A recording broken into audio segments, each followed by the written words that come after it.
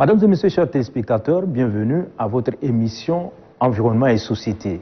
Merci d'avoir accepté de suivre cette émission. Aujourd'hui, nous recevons dans le cadre de nos activités Dr Yamingue qui va nous parler des déchets électroniques.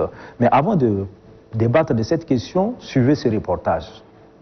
Le Tchad importe chaque année des tonnes de matériel électrique et électronique, notamment des ordinateurs, imprimantes, téléphones portables, câbles électriques destinés à son marché local. Ces millions de téléphones, téléviseurs, appareils électroménagers importés constituent après usage des tonnes de déchets solides qui finissent souvent chez le petit bricoleur du quartier ou sur des décharges publiques. Stockés pendant une grande période, ces vieux appareils et machines sont source de pollution. Ils dégagent des substances toxiques qui polluent les sols, les rivières, les nappes phréatiques, entraînant ainsi de graves conséquences pour la santé et la biodiversité. Aujourd'hui, les défis principaux des gouvernements et les défenseurs concernant les effets ravageurs qui frappent de plein fouet aussi bien les populations des grands centres urbains que celles des zones rurales. Pour réduire la pollution des sols causée par les déchets électroniques et électriques, des actions efficaces doivent être menées pour faire coexister la question de la protection de l'environnement et le besoin en ressources technologiques et techniques du pays.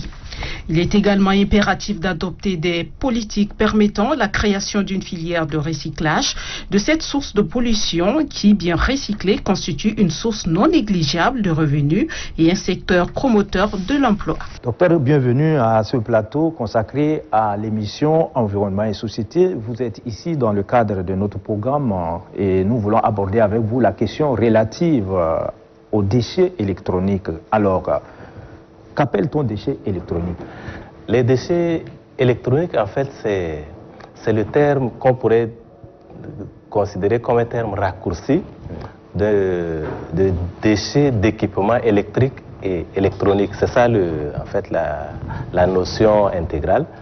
Et les déchets d'équipements électriques et électroniques, qu'on appelle aussi en raccourci les D3E, sont l'ensemble des équipements électriques et électroniques qui sont devenus obsolètes, qui sont devenus défectueux. Oui. Mais pour mieux comprendre ce que c'est que ces déchets, il faut encore mieux comprendre ce que c'est que les produits électriques et électroniques en tant que tels.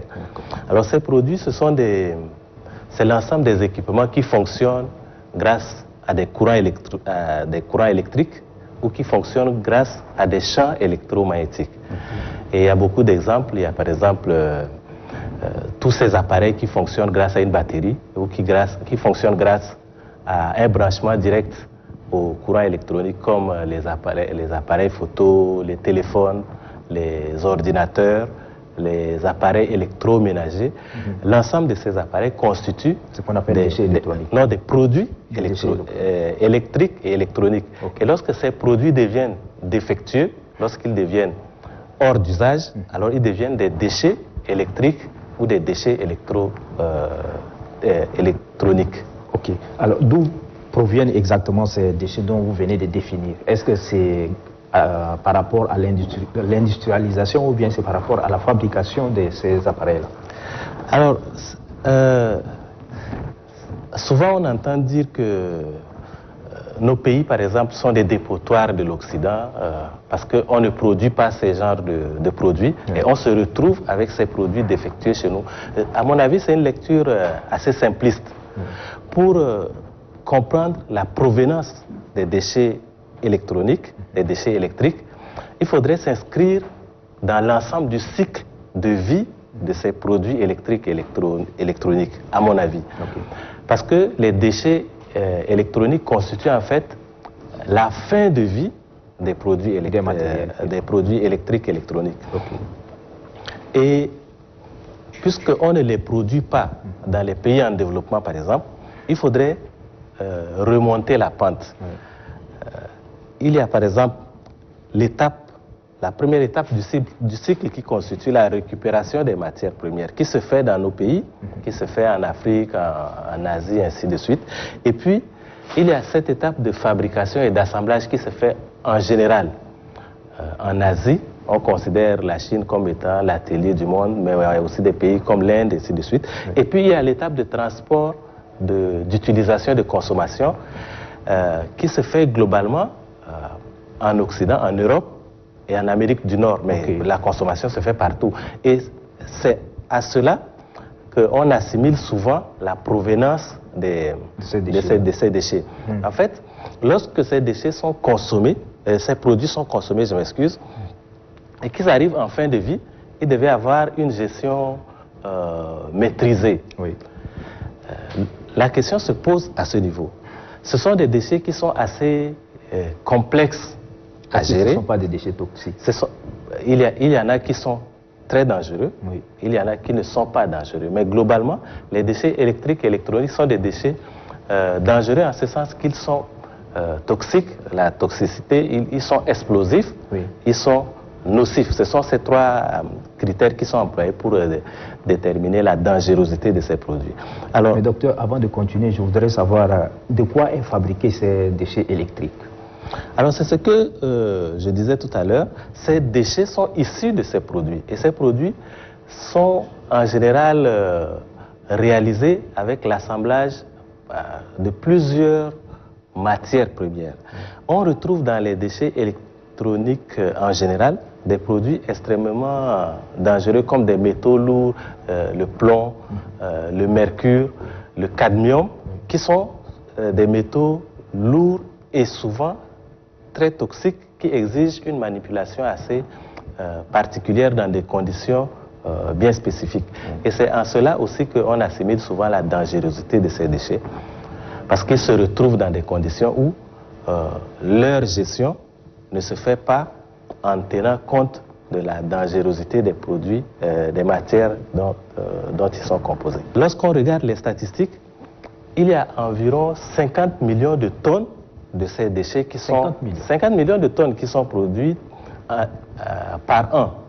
Et sur ces 50 millions de tonnes qui sont produites annuellement, c'est à peine 20% qui sont recyclés dans des conditions normales. Et là, je parle des pays à grande consommation de ces produits électriques et électroniques que sont les pays européens, les pays nord-américains. Oui. Les 80% restants constitue un problème déjà dans ces pays de grande consommation. Et qu'il faut trouver une porte de sortie. Voilà. Donc, c'est à ce niveau aussi que se jouent les enjeux de la gestion de ces produits. Parce que il y en a aussi bien dans ces pays que dans des pays assez à faible revenu, comme les pays africains, comme les pays asiatiques. Il y a des acteurs qui jouent le jeu du déplacement du problème, oui. Des sites de consommation vers d'autres sites où la législation est souvent moins rigoureuse et ces produits se retrouvent, ces déchets donc se retrouvent exposés dans des décharges sauvages avec tous les problèmes que ça induit. Vous avez parlé tout à l'heure des pays développés, vous avez parlé de l'Europe, vous avez parlé de l'Asie, tout ça. Alors, mais les pays en voie de développement qui reçoivent ces tonnes de déchets électriques ou électroniques, comment on peut gérer ça? Est-ce qu'il y a des législations, est-ce qu'il y a des dispositions qui permettent à ces pays-là de réagir? Oui, chaque pays a son cadre juridique, son cadre réglementaire pour encadrer la gestion des déchets en général et de ces déchets assez spécifiques comme les déchets électriques et électroniques. Quand on regarde un pays comme le nôtre, il y a, on est légèrement en retard par rapport à la prolifération de ces déchets au regard de l'évolution du cadre réglementaire. Aujourd'hui, à l'échelle globale, c'est la Convention de Bâle qui encadre la gestion de ces déchets. Une convention qui date de 1992 et qui encadre la circulation des déchets dangereux, notamment des pays développés vers les pays en développement. Mais contrairement à ce qu'on peut penser, malgré l'existence et la ratification de cette convention par beaucoup de pays, certains pays qui étaient censés être protégés par cette convention se positionnent eux-mêmes en importateurs de ces déchets. Lorsqu'on redit la notion de déchets électroniques dans un autre terme, vous allez comprendre pourquoi je dis que c'est facile de voir les acteurs jouer ce jeu. Quand on parle des produits de seconde main, en réalité, on parle des déchets électriques et électroniques, parce que ce sont des produits qui sont déjà consommés à la fin de leur vie. Oui, qui sont arrivés en fin de vie en réalité, qui auraient pu être recyclés par réparation et ainsi de suite, mais qui fonctionnent tant bien que mal. Donc on estime qu'on peut s'en approprier, les utiliser encore pendant un temps. Mais en réalité, le temps d'utilisation qu'on aura avec ces produits de seconde main, c'est juste un petit temps qui conduit à leur rejet tout simplement. Donc importer des produits de seconde main, en réalité, c'est déplacer des déchets électriques et électroniques d'un espace vers un autre. Okay. Alors, prenons le cas de l'Afrique, par exemple, et principalement notre pays. Est-ce qu'il y a des dispositions qui permettent l'exportation de ces produits? Est-ce qu'on a la capacité de les recycler? Est-ce qu'on a la capacité aussi de contenir les effets nocifs de ces déchets mécaniques, électroniques ou soit électriques qui sont importés dans ce pays? Je crois que nous n'en avons pas les capacités. Déjà que nous avons difficilement les capacités dans notre pays de gérer les autres types de déchets, il est encore plus difficile de gérer des déchets électroniques. Tout ce qu'on peut faire, tout ce qu'on pourrait faire, c'est de les collecter, de les trier, de les stocker.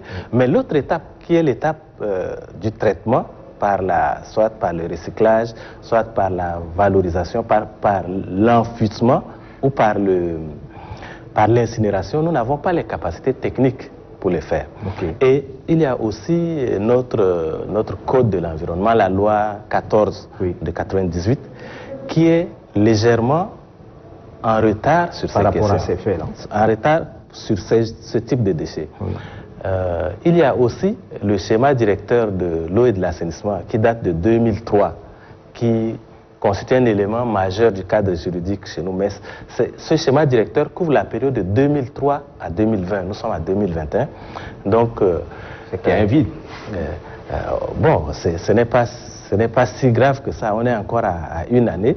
Mais le problème, c'est que déjà dans ce schéma directeur, cette préoccupation n'a pas été prise en compte. Ça a été légèrement prise en compte. Okay. Parce que les déchets sont abordés sous l'angle juste des ordures, qui sont un aspect des déchets ménagers.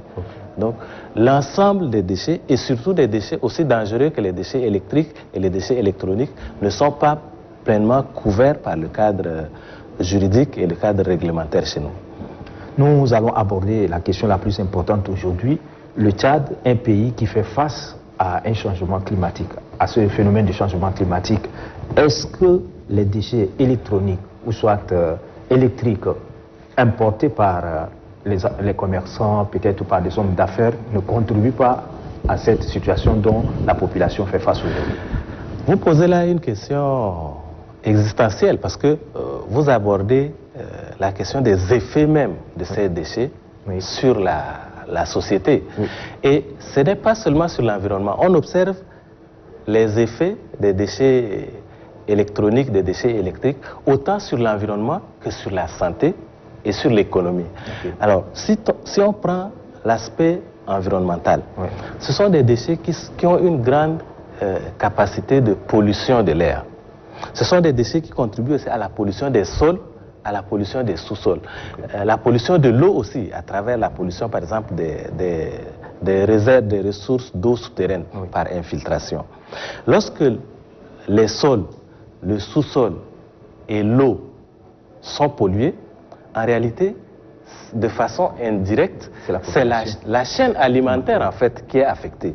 Donc ce sont des déchets qui polluent l'environnement à plusieurs niveaux. Et c'est sans compter aussi l'empreinte écologique très forte de ces déchets. Parce qu'on mobilise beaucoup de ressources, notamment des ressources en eau, des ressources en métaux, des ressources en énergie, sur toute la chaîne de vie des produits électriques et électroniques, depuis la conception jusqu'au recyclage. Donc l'empreinte écologique de ces déchets est énorme. Ça, ce sont les effets sur l'environnement. Vous aviez parlé tout à l'heure du changement climatique, qui est l'un des défis environnementaux majeurs de l'heure.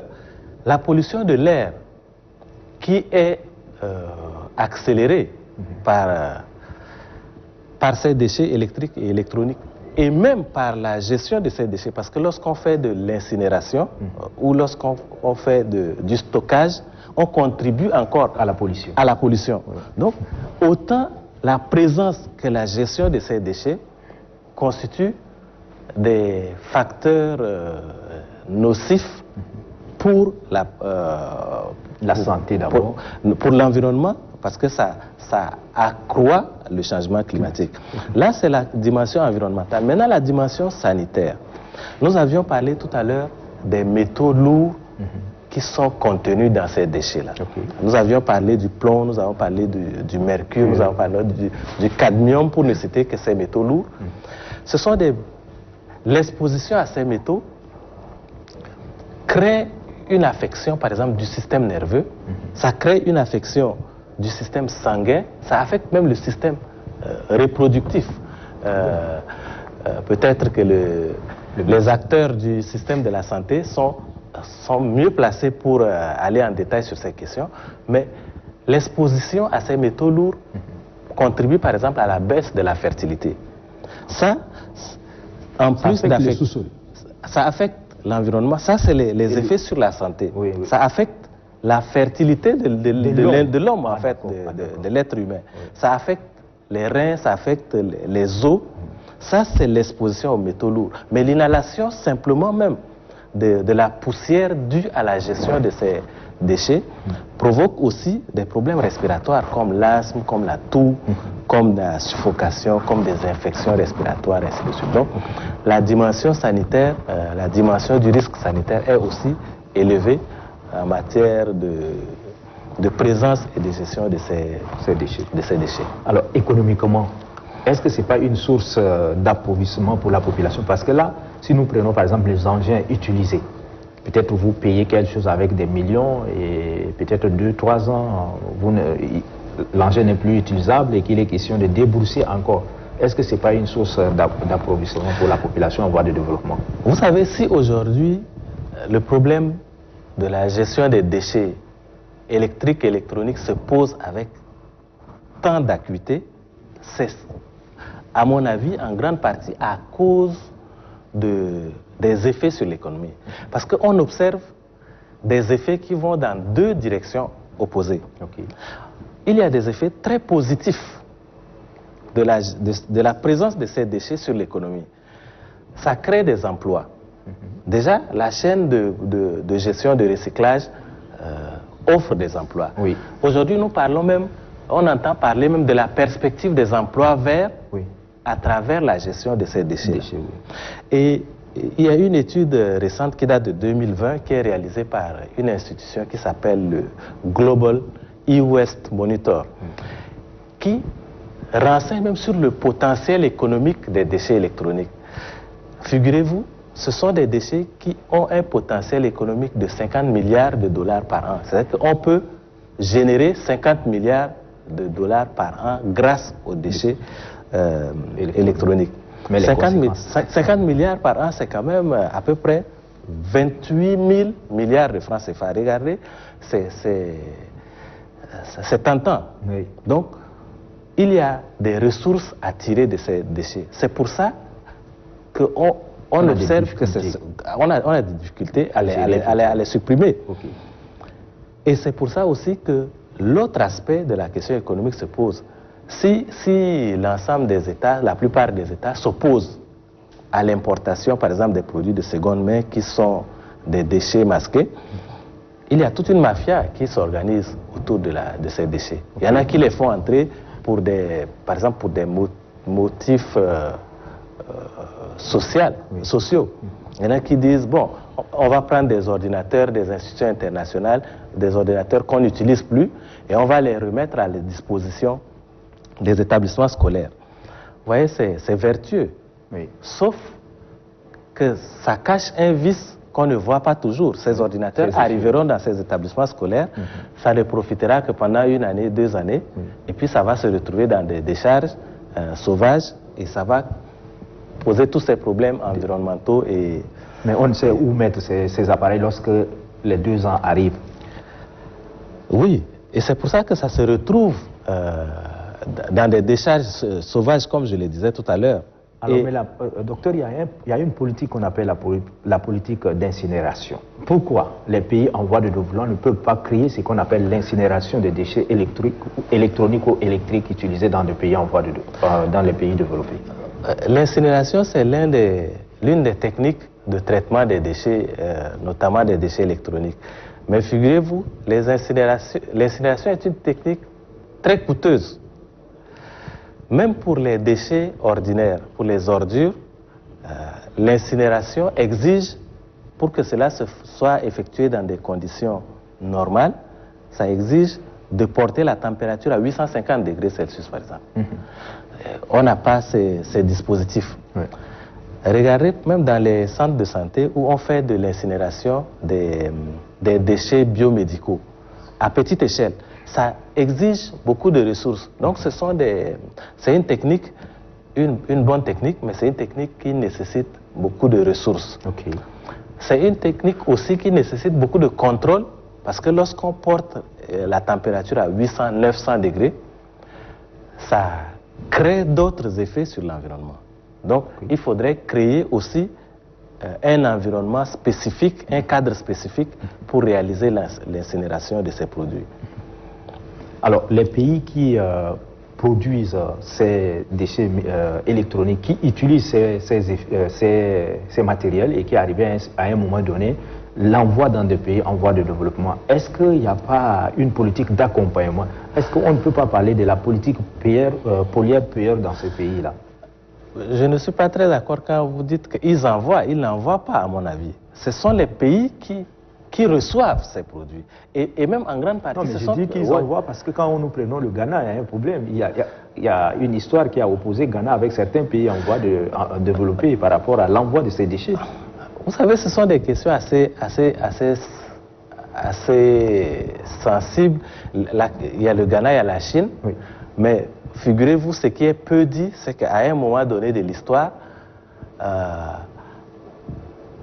contre les dispositions de la Convention de Bâle, on a vu des pays comme le Ghana, des pays comme la Chine, se positionner en importateurs de produits de seconde main. Donc aujourd'hui, c'est difficile de pointer le doigt sur l'Occident ou sur l'Amérique du Nord comme étant pourvoyeur.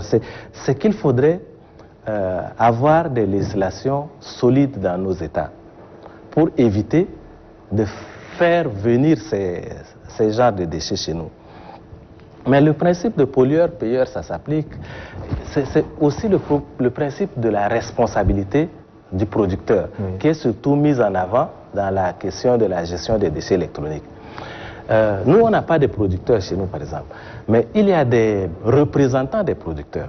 Aujourd'hui, si j'ai un ordinateur d'une marque ou j'ai un téléphone portable d'une marque donnée, il n'y a pas le producteur de ce téléphone ou de cet ordinateur ici, mais il y a son représentant ici. Une possibilité, c'est de disposer dans la législation le principe de la responsabilité du producteur. Tout producteur ou tout acteur qui fait entrer le produit, il paye à l'avance une redevance qui va contribuer à la gestion des déchets que généreront ces produits qui sont importés. On voit par exemple même des décodeurs, par exemple. Il y a des représentants d'entreprises occidentales qui importent des décodeurs. Après, on ne sait pas qu'est-ce qu'on en fait. On les rassemble, on les jette.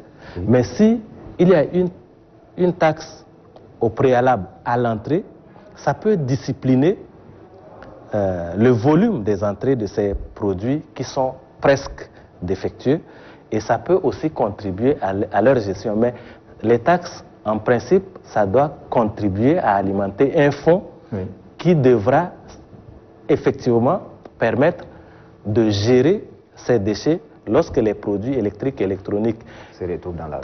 qui sont entrés deviennent obsolètes. les déchets électroniques constituent un vrai problème. Et c'est un problème que les acteurs à tous les niveaux, les acteurs autant institutionnels que des acteurs de la société civile, devraient regarder de plus près. Okay. On devrait essayer d'adapter notre législation parce que aujourd'hui on est à 50 millions de tonnes comme je l'ai dit, mais les perspectives annoncent 120 millions de tonnes de déchets électroniques par an à partir de 2050. Donc si on ne commence pas maintenant à avoir un dispositif juridique qui encadre l'entrée et la gestion de ces déchets, si on n'a pas des actions concrètes à l'échelle des communautés, à l'échelle des villes, à l'échelle des territoires, à l'échelle nationale, pour organiser toute la chaîne de la gestion de ces produits, on aura des effets amplifiés et ce sont des effets globalement nocifs de ces produits au niveau de nos sociétés. Donc c'est un vrai problème qu'il faudrait commencer dès à présent à prendre à bras le corps. Et quand je dis il faudrait, c'est à tous les niveaux, depuis le gouvernement jusqu'à l'échelle individuelle. Mesdames et messieurs, chers téléspectateurs, sur cette définition et sur cette notion de la pollution, pour en faire notre programme d'aujourd'hui, restez en compagnie des programmes de la télévision nationale tchadienne.